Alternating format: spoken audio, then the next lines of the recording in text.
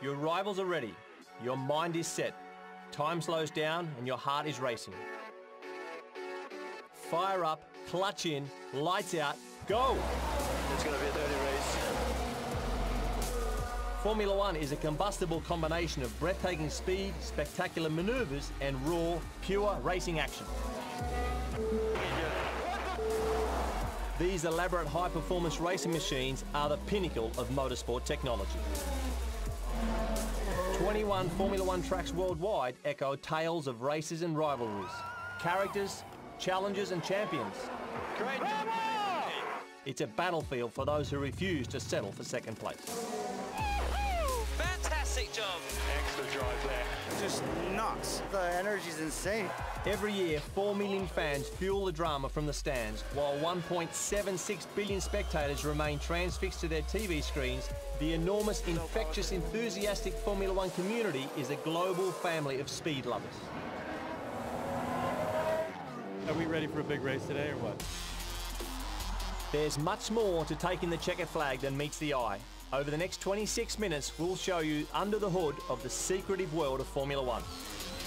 We are in pole position to bring you the technical insights, the sensational stories and the legends of the sport. From the tightest turns and the maddest manoeuvres to the magic moments, we'll put you in the driver's seat. Does the thought of a shakedown send you into a spin? Does scrutineering leave you in the gravel?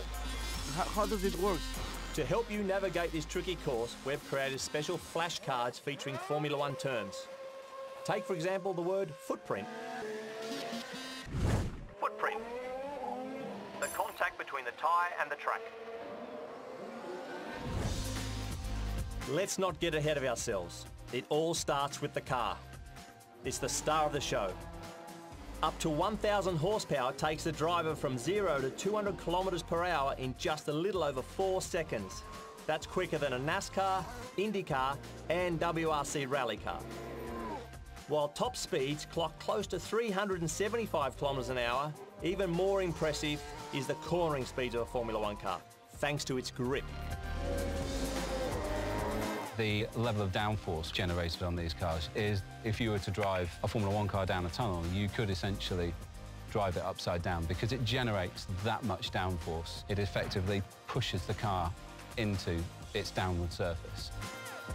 These cars go around corners faster than anything else on wheels, but setting lap records also takes enormous stopping power. The forces that the drivers are going to experience in these cars, they're brutal. They come to stand on the brakes with all of their might. They're pushing 4 or 5 times their body weight because of the amount of G-forces on them. Since 1950, over 800 drivers have contested a Formula One event, and 107 are Grand Prix wins. Smaller still is the number that can claim the place in sports history books. Formula One's first superstar was Juan Manuel Fangio, on the grid for the maiden FIA Formula One race held in 1950 at Silverstone. El Maestro, as he was called, sped to 5 drivers' championship titles.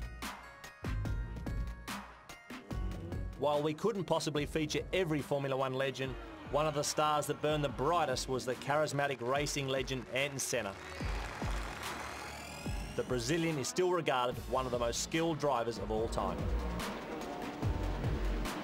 With the cars going in front, it was impossible to see anything, and you had to go by because it was a big difference in the pace that I was going.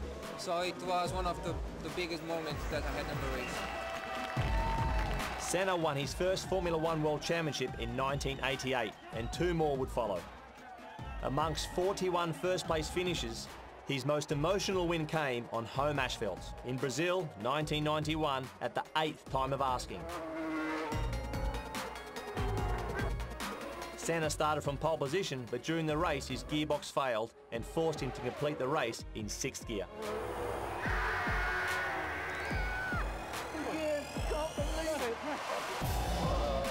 Being very near to win the Brazilian Grand Prix, many other occasions. We've been always very competitive, but for different reasons we were never able to do it. And today is a memorable day in my career, in my life. I'm over the moon. In 1994, the sport suffered a massive loss. At Tamburello Corner on lap 7 of the San Marino Grand Prix, Senna crashed and tragically lost his life. Formula One lost a hero, an inspiration and a driving force. Ayrton Senna's death left a massive void, and only one man able to assume his mantle. Having been hot on Senna's heels for the last 2 seasons, winning his first Grand Prix in 1992 and going on to win an incredible 7 drivers' titles. That successor was Michael Schumacher. I really can't describe it. I mean, it's something crazy. 2 titles with Benetton established Schumacher as the one to watch, and it wasn't long before he made himself at home in the Ferrari driving seat, winning the 1996 Spanish Grand Prix and taking the first step in turning a faltering team into an all-conquering one. It's amazing. If anyone would have asked me how much I would bet on this, I wouldn't have even bet a penny on it. It took 5 years to revive this racing icon and get the team back on track, eventually ending a title drought of over 20 years by beating the formidable Mika Hakkinen in a season-long head-to-head battle in 2000. It's difficult to find proper words for such feeling. I mean, there was such an outbreak of emotion initially when I crossed the line, a fight until the last corner, thanks to Mika. Could have done it a bit easier for me. It was the first of 5 back-to-back World Championship titles as Ferrari and Schumacher dominated the sport. When Schumacher's tenure at Ferrari drew close, Spanish driver Fernando Alonso emerged to win 2 titles in a row.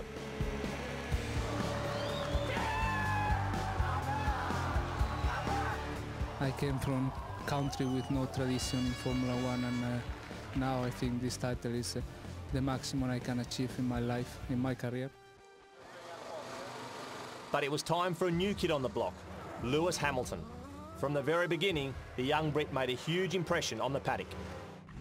Paddock. Team area behind the pit lane.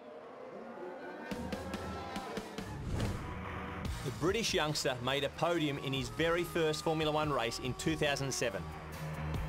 I'm overwhelmed and ecstatic, and really to come across the line in 3rd. It's a great start for me, great start for the team. We've got some good points in the bag, and I'm looking forward to the next race. Hamilton needed just 2 years to claim his first Formula One title in 2008. And although it wouldn't be his last, Hamilton would give somebody else the advantage for now, Sebastian Vettel, another young racer with an FIA super license. Super license. Permission to compete in Formula One. The German driver made his debut in 2007 and took a huge step in 2008, winning the Italian Grand Prix at Monza, aged just 21. At the time, this was Formula One's youngest winner, a record that remained unbroken until the Dutch prodigy overtook in 2016. I think it's for sure the best day of my life. I mean, these pictures, these emotions, I will never forget. I mean, it's unbelievable. It's so much better than you might think it is. In 2010, Vettel shocked the opposition and his team by claiming Red Bull Racing's first ever World Championship, making him the youngest Formula One World Champion. I'm a bit speechless, to be honest. I don't know what you're supposed to say in this moment. It has been an incredible, tough season for myself, for all of us. It has been an incredible journey with Red Bull, and after this season, ups and downs, to come here now and lead the championship after the last race is unbelievable. After collecting 4 titles in a row, it was time once again for the spotlight to shift. Back to the resurgent Lewis Hamilton. He won the championship in 2014, 2015 and 2017. Today is just proof of that if you believe in something, and it's an undeniable belief, then anything is possible. And I dream big, and I think that's a great thing for people to dream big. The bigger you dream, the biggest challenge that you can possibly have. I love that. Red Bull Racing has emerged as one of the most successful teams of recent past, with 57 victories and 4 World Championship titles underlining the ambitions of this young and fun yet driven team. Max Max Verstappen wins the Mexican Grand Prix for Red Bull. It is another victory. It is another superb drive. The team's rise through the ranks was explosive and progressive. From their debut on the grid in 2005 to their first podium thanks to David Coulthard in 2006 and eventually onto their first win in 2009. Red Bull Racing was heading rapidly in one direction, forwards. From 2010 to 13, the team won the Drivers' and Constructors' World Championship 4 times in a row. At the core of the team, a tight-knit group of visionaries, including team principal Christian Horner.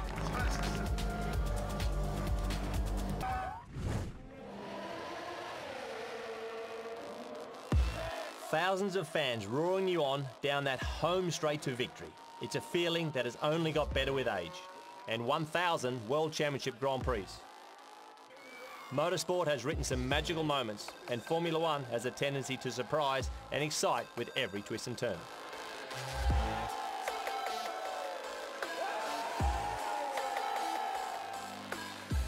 Not sensationally on the first lap. In 2000, the GP of Belgium witnessed a remarkable duel between Mika Hakkinen and Michael Schumacher. With both drivers eager to lap Riccardo Zonta, Hakkinen raced to the perfect position for slipstreaming. Slipstreaming.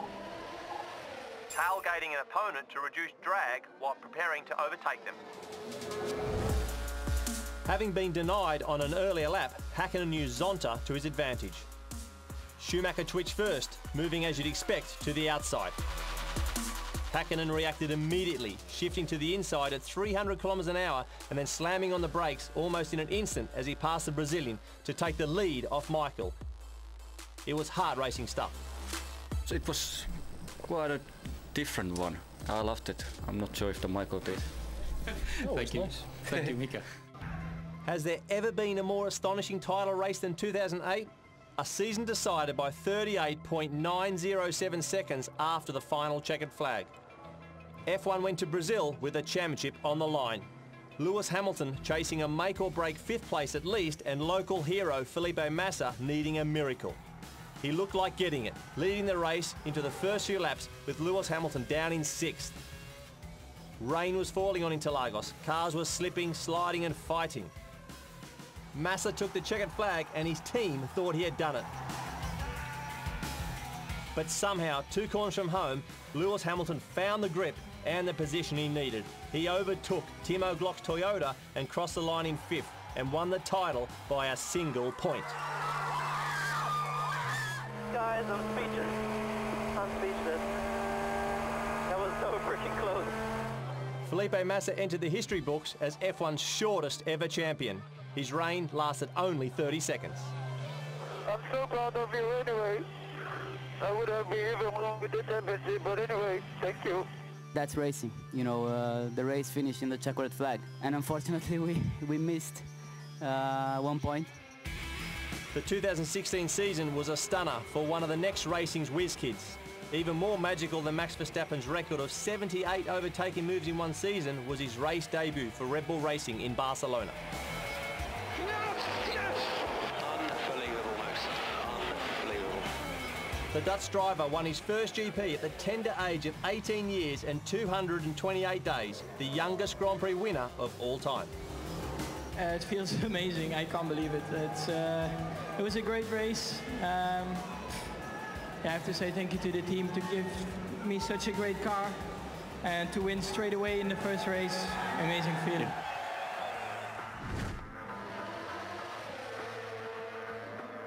The home of these special moments are the venues and the sacred asphalt that carves a trail through the deserts of Bahrain, the streets of Monaco, the night of Singapore, or the rolling hills and forests of the Red Bull Ring in Styria, Austria.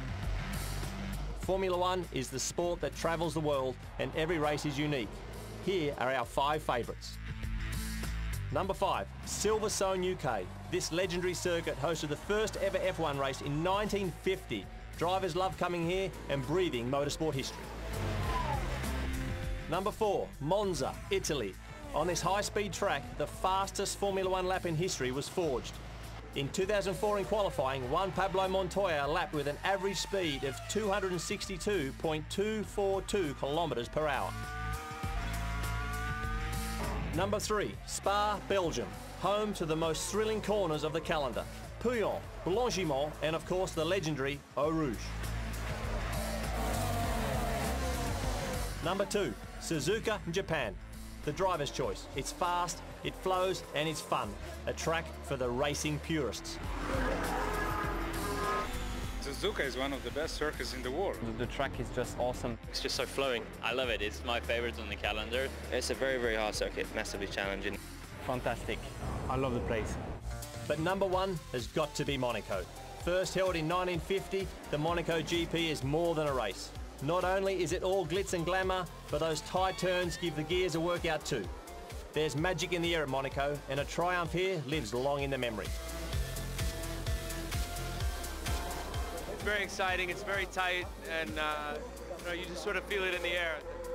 You hear the cars going around, it gets your blood pumping, it's very exciting. Very loud, very intense. I've only ever seen it on TV, I've never been to an event, and it is something else, I tell you.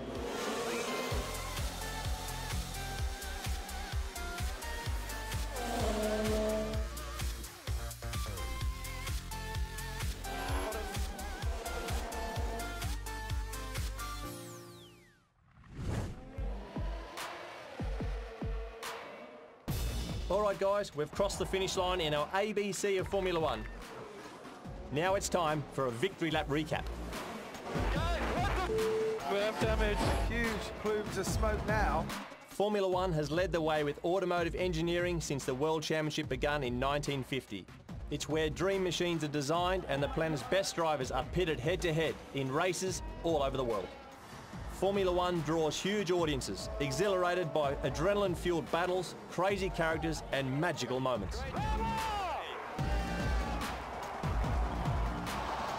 It's a sport that never stands still. In fact, it gets faster every season. Now lid on, belt up and put your foot down. You're ready to race.